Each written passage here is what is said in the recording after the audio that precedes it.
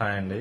ఈ video topic ఏంటంటే general గా హస్బెండ్ వైఫ్ గానీ వైఫ్ హస్బెండ్ గానీ నీకు ఇల్లీగల్ ఎఫ్ఐఆర్ అక్రమ సంబంధం ఉందనేసి ఎటువంటి ప్రూఫ్స్ లేకుండా అలిగేషన్స్ చేస్తూ ఉంటారు. అలాంటి సందర్భాల్లో ఆ హస్బెండ్ గానీ వైఫ్ కానీ డైవర్స్ తీసుకోవచ్చా అనేసి. సో దానికి సమాధానం ఏంటంటే అవునండి, డైవర్స్ తీసుకోవచ్చు.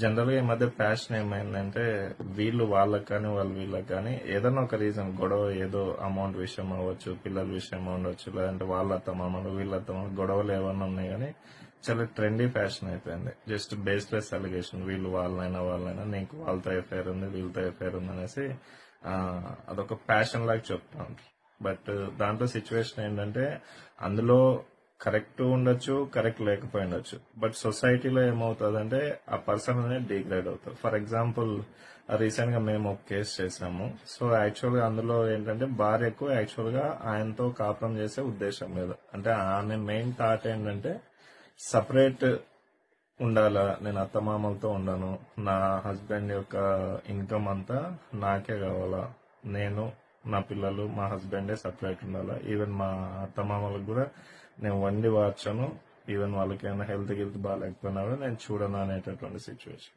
సో ఈ అబ్బాయి ఏంటంటే నేనున్నది ఒకటే అబ్బాయిని, నేను అమ్మా నాన్నని చూసుకోకపోతే ఎలా